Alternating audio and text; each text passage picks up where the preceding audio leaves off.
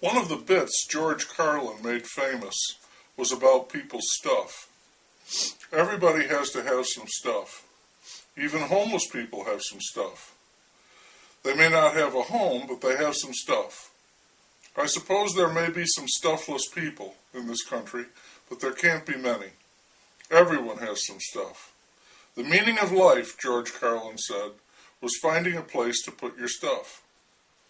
Many of us Americans have a lot of stuff.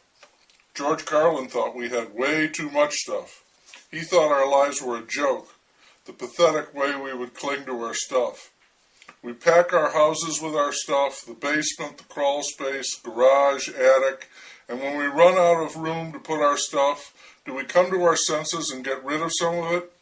No, sir. We rent a storage space for our stuff.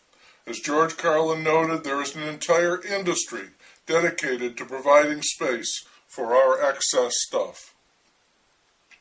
We do, however, throw some of our stuff away, stuff we no longer want, stuff that would begin to stink if we kept it around, and that stuff is called garbage. We put the garbage out on the curb, and before long the pickup trucks start coming by, because in this economy, even the stuff we don't want may have some value.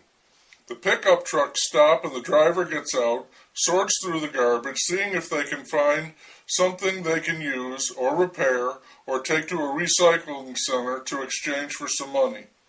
What they can scavenge is free, and the little they can trade it in for adds up. They can go through the garbage because that's stuff we no longer want. They can't take the stuff from the recycling bin, however, or they're not supposed to do that. That stuff belongs to the garbage company.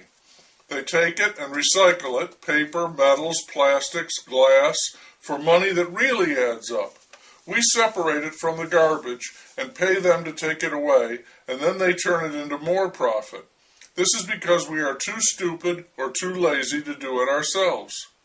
The garbage that they also take away adds up too. They put it into the city dump. Tons and tons of stuff nobody wants, every day. Over the years, the pile of garbage has grown into a mountain that is the highest point of elevation in the state. Archaeologists study places where ancient people lived. In this region, some of those places are marked by what the researchers call mounds. They say the people who lived there were the mound builders, and they named one of them the Serpent Mound. And they wonder what mystical purposes those mounds serve for the ancient people. I've got an idea. They were garbage dumps, places they piled the stuff they could no longer use. Waste, as it is called. They built mounds. We've got a mountain. That must be what they mean by progress. Someday an archaeologist may look at our mountain and wonder what we were up to. Stuff is the answer. We were up to our necks in stuff. One more note on our stuff. The French developed a form of comedy they called farce, which comes from the culinary term meaning to stuff, as when a goose was stuffed to create a pâté. So a farce is a comedy that is stuffed with humor, filled to bursting, packed with laughs. And we overweight Americans, some of us grossly overweight Americans, we like to stuff ourselves. Drop in on one of those all-you-can-eat buffets if you doubt it. There's a farce for you.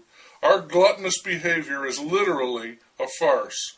George Carlin, a tiny elfin man, went off, as you might expect, on fat people too. America is a farce. Those Romans with their vomitoriums, they've got nothing on us. And we just don't stuff ourselves with food either. We stuff ourselves with stuff. Shopping, consumerism, that's another greedy farce. How much stuff is enough? Oh, come on. You know the answer to that. You can never have enough stuff. George Carlin would not be surprised to see that the farce that is our overstuffed lives rolls on. He would laugh at our mountain of used stuff.